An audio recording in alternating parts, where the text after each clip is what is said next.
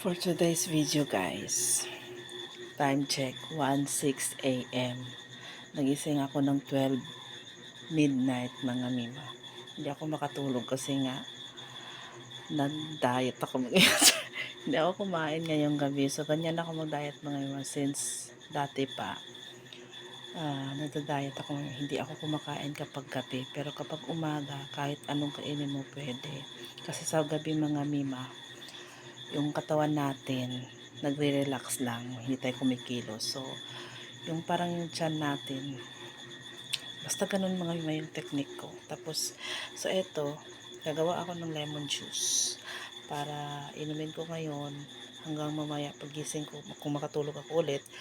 Tapos pagising ko mamaya, iinumin ko na lang yung iba. So ito,